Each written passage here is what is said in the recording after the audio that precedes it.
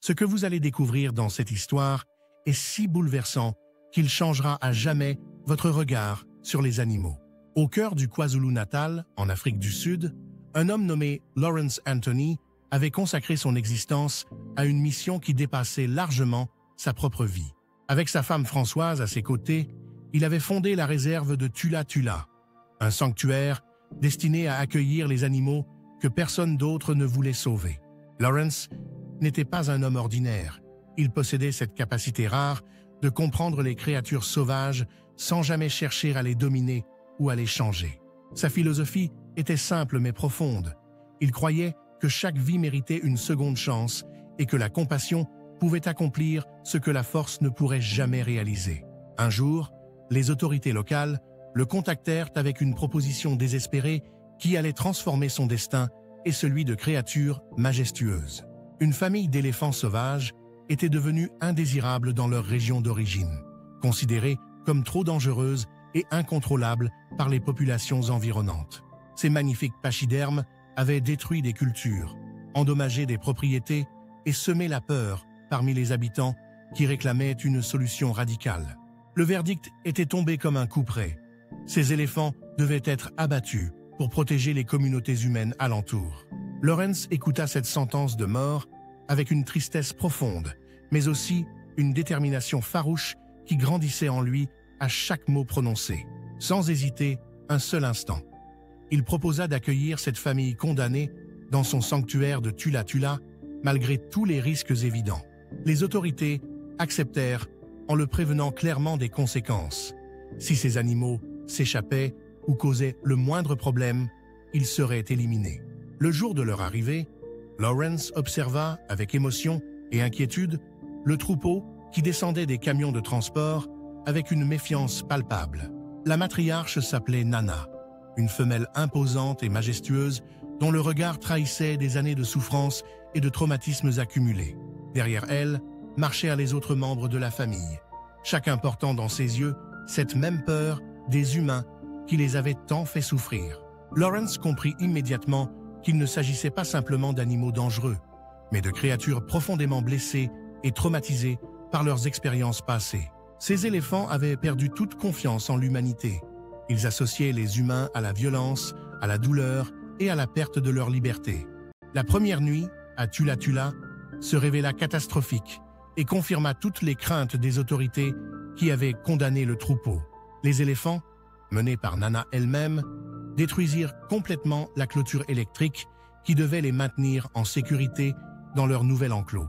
Ils s'enfuirent dans l'obscurité avec une détermination farouche, cherchant désespérément à retrouver leur ancien territoire et leur liberté perdue. Lawrence passa toute la nuit à les chercher avec son équipe, le cœur serré par l'angoisse de ce qui pourrait leur arriver dehors. Au petit matin, ils réussirent finalement à les localiser et à les ramener dans la réserve, mais le message des autorités fut sans appel. Si ces animaux s'échappent une seule fois de plus, nous n'aurons pas d'autre choix que de les abattre tous sans exception. Lawrence se retrouva face au plus grand défi de sa carrière. Comment gagner la confiance de créatures qui avaient toutes les raisons de haïr les humains? La solution qu'il trouva était aussi simple qu'extraordinaire. Il décida de leur offrir ce que personne ne leur avait jamais donné auparavant. Il allait leur offrir sa présence constante et bienveillante, sans violence, sans contrainte, sans aucune arrière-pensée de domination ou de contrôle. Lawrence s'installa près de l'enclos des éléphants avec quelques provisions, une couverture et une détermination qui ne connaissait aucune limite. Jour après jour, nuit après nuit, il resta là simplement présent, parlant doucement aux éléphants avec une voix apaisante et chaleureuse. Il leur racontait des histoires, leur chantait des mélodies, leur expliquait qu'ils étaient en sécurité maintenant et que plus personne ne leur ferait de mal. Les premiers jours furent difficiles et décourageants. Les éléphants l'ignoraient complètement ou le regardaient avec une méfiance hostile et distante. Nana, surtout, semblait déterminée à maintenir ses distances, grondant parfois lorsque Lawrence s'approchait un peu trop près du troupeau qu'elle protégeait. Mais Lawrence ne se décourageait jamais. Il continuait inlassablement à parler, à chanter, à simplement exister dans leur espace sans jamais représenter une menace. Françoise lui apportait ses repas et s'inquiétait pour sa santé.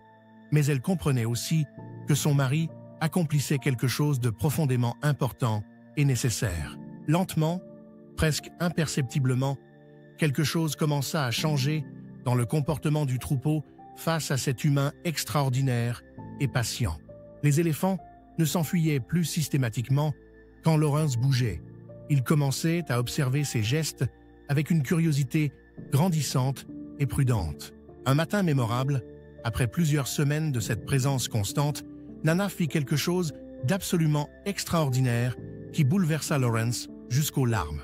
Elle s'approcha lentement de lui, pas à pas, sa trompe explorant l'air avec précaution, ses yeux fixés sur cet homme qui n'avait jamais cherché à lui faire du mal. Puis elle tendit sa trompe vers Lawrence et le toucha délicatement, comme pour vérifier qu'il était réel et qu'elle pouvait vraiment lui faire confiance. Ce moment représenta bien plus qu'un simple contact physique, c'était le début d'une amitié extraordinaire qui allait marquer l'histoire de Tula Tula. À partir de ce jour, le lien entre Lawrence et le troupeau se renforça constamment jusqu'à devenir quelque chose d'absolument unique et indescriptible. Les éléphants ne cherchèrent plus jamais à s'échapper. Ils avaient trouvé chez cet homme une sécurité et un amour qu'ils n'avaient jamais connus auparavant. Lawrence pouvait marcher parmi eux librement, les toucher, jouer avec les plus jeunes, et Nana le suivait souvent comme une ombre protectrice et bienveillante. Les visiteurs de la réserve étaient émerveillés par ce spectacle incroyable, cet homme qui semblait parler une langue que seuls les éléphants comprenaient vraiment. On commença à le surnommer « l'homme qui murmurait à l'oreille des éléphants », un titre qui reflétait parfaitement son don extraordinaire avec ces créatures. Les années passèrent ainsi dans une harmonie paisible. Lawrence continuait son travail de conservation tout en maintenant ce lien privilégié avec ses amis géants. Il avait sauvé d'autres animaux entre-temps, mais les éléphants restaient toujours au centre de son cœur et de sa mission de vie. Nana et son troupeau prospéraient à Tula Tula, donnant naissance à de nouveaux membres qui grandissaient dans un environnement de paix et de sécurité. Puis, un jour terrible arriva, un jour que personne à la réserve n'aurait jamais imaginé vivre avec une telle douleur. Lawrence Anthony mourut subitement d'une crise cardiaque, son grand cœur ayant finalement cédé après tant d'années consacrées aux autres. La nouvelle se répandit rapidement à Tula Tula, plongeant tous ceux qui le connaissaient dans un chagrin profond. Françoise et l'équipe de la réserve pleuraient la perte de cet homme extraordinaire qui avait donné un sens à leur vie et une voix aux sans-voix. Mais ce qui se produisit 2 jours après sa mort laissa tout le monde absolument stupéfait et incapable de trouver une explication rationnelle. Le troupeau d'éléphants, qui se trouvait dans une zone éloignée de la réserve, commença soudainement à marcher vers la maison de Lawrence avec une détermination silencieuse. Menés par Nana, ils traversèrent des kilomètres de terre, marchant en ligne droite, comme s'ils suivaient un appel invisible que personne d'autre ne pouvait entendre. Lorsqu'ils arrivèrent devant la maison, ils s'arrêtèrent et restèrent là, silencieux, autour de la demeure où Lawrence avait vécu. Pendant des heures, ils restèrent ainsi, sans manger, sans bouger, comme s'ils veillaient leur ami disparu dans un rituel sacré que seuls eux comprenaient. Françoise et l'équipe observaient cette scène avec des larmes coulant librement sur leurs visages, bouleversés par ce témoignage d'amour animal si pur et si puissant. Comment ces éléphants avaient-ils su que Lawrence était mort alors qu'il se trouvait si loin et qu'aucun signal humain ne leur avait été envoyé? Personne ne pouvait répondre à cette question, mais tous ceux qui assistaient à cette veillée silencieuse savaient qu'ils étaient témoins de quelque chose d'extraordinaire. Après plusieurs heures de recueillement, le troupeau repartit aussi silencieusement qu'il était venu, disparaissant dans les vastes étendues de Tula Tula. Mais l'histoire ne s'arrêta pas là, et ce qui suivit dépassa encore tout ce que quiconque aurait pu imaginer ou anticiper. Chaque année, à la date exacte de la mort de Lawrence, le troupeau revenait accomplir ce même rituel mystérieux et profondément émouvant. Année après année, pendant 5 années consécutives, Nana menait sa famille jusqu'à la maison pour rendre hommage à l'homme qui les avait sauvés. Ils arrivaient toujours au même moment, restaient immobiles pendant des heures, puis repartaient en silence comme des gardiens d'un souvenir sacré. Les scientifiques tentèrent d'expliquer ce phénomène par l'instinct, la mémoire collective ou d'autres théories rationnelles, mais aucune n'était vraiment satisfaisante. Car au fond, tous ceux qui connaissaient Lawrence et qui avaient vu l'amour qu'il portait à ces créatures savaient que la vérité était bien plus profonde. Le lien qui unissait Lawrence Anthony à ces éléphants transcendait la vie et la mort. Il appartenait à ce royaume mystérieux où les âmes se reconnaissent au-delà des mots. Cette histoire nous rappelle que l'amour véritable, celui qui est donné sans condition et sans attente, ne disparaît jamais vraiment, même quand le corps s'éteint.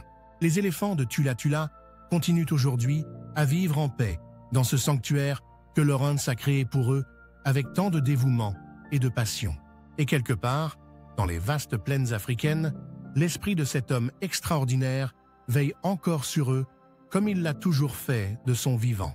Si cette histoire bouleversante vous a touché, likez cette vidéo, abonnez-vous à la chaîne et partagez en commentaire vos propres expériences avec les liens qui dépassent l'entendement.